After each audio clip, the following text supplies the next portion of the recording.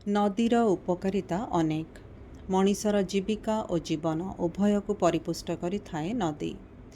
खाली मनीष कहीं जंगल भितर भी प्रवाहमान नदीटीए सेठिकार वन्यजंतुंकर तृष्णा मेटाई जीवन रक्षणी साजि थाए। तेणु प्रत्येकटी नदी देवी स्वरूप। आजिर गल्प आजादी का अमृत महोत्सव समर्पित नदी इंद्रावती को। कलाहांडी जिलार दंडकारण्य पर्वत श्रेणी हेउछि इंद्रावती नदीर आरंभ बिंदु। यह 264 किलोमीटर पथ अतिक्रम करी मिशिछि छत्तीसगढ़, महाराष्ट्र, तेलेंगाना ए तीनोटी राज्यर मिलित सीमारे गोदावरी नदी सहित। इंद्रावती तार उपकारिता पाई छत्तीसगढ़ बस्तर जिलार अम्लजान बा प्राणशक्तिर आख्या पाइछि। तेबे आजिर गल्प आजादी का अमृत महोत्सव समर्पित नदी इंद्रावती को।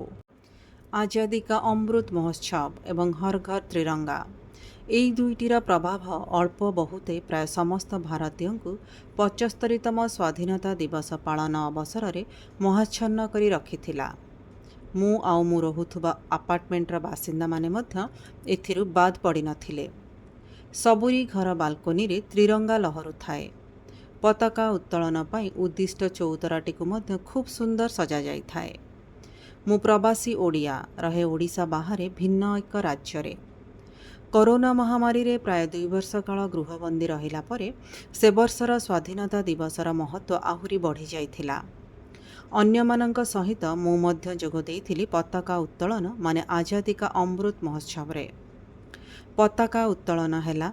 राष्ट्रीय गीतरे से खंडमंडल गुंजरित हेबा सहित छोट छोट पिलामानंकर कदम ताल समग्र परिवेश को एक जातीयता भावरे भरी देइथिला। एबे आसीथिला मुख्य अतिथि भावरे आम अपार्टमेंट को स्वतंत्र भावे निमंत्रित होई आसीथिबा जणे विशिष्ट शिक्षाविद को ए अवसर रे सुनिबार समय। फरफर उड़ुथुबा त्रिरंगा तले चौतरा उपरे मुख्य अतिथि आरंभ करथिले तांक बहुमूल्य भाषण। अनर्गल इंग्रेजी भाषा रे सही कहीगले अनेक गुड़िए कथा प्राय 15-20 मिनिट काल। अगस्ट 15, 2022 मसीहा 75 वर्षर आमर ए स्वाधीनता।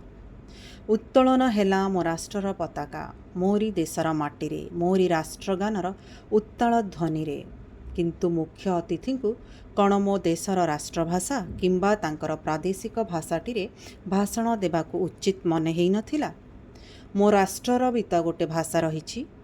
जदि स्वाधीनता दिवस और गणतंत्र दिवस जातीय पताका उत्तोलन अवसर में मुख्य अतिथि इंग्रेजी भाषा को प्राधान्यता देउछंती राष्ट्रभाषा और प्रादेशिक भाषा तुलन में, ताहले विदेशी शक्ति ठुमो आजादी बा स्वाधीनता कण स्वयं संपूर्ण। पिलामानंकर सांस्कृतिक कार्यक्रम आरंभ हो जाए थाए। भंगा हृदय और आग्रह शून्य भावे मु बसी थाए।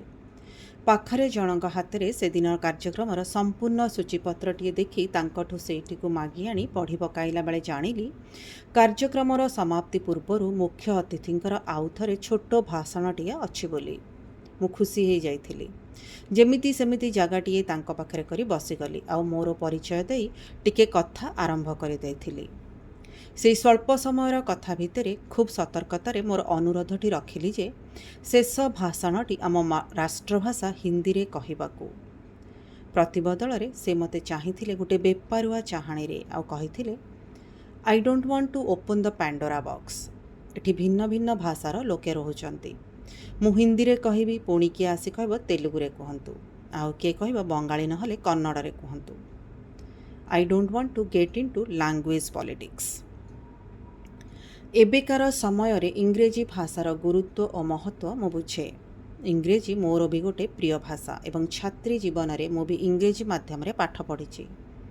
किंतु आजिर दिन रे स्वाधीनता पालनर 75 वर्ष अवसर रे मो स्वाधीन राष्ट्र रे मो राष्ट्रीय पताका तले मोर राष्ट्रीय भाषा थाउ थाउ मुख्य अतिथिंक भाषण इंग्रेजी भाषा रे मो पई अग्रहणीय। ता छड़ा आपणकर लैंग्वेज पॉलिटिक्स कथा केवल आपणकर भाषा को नहीं संकीर्ण मनोवृत्ति को ही सूचाऊँगी। एतक थिला मो प्रत्युत्तर मुख्य अतिथि विशिष्ट शिक्षाविद उद्देश्य रे। मु उठी चली आसीथिली कार्यक्रम अधारू।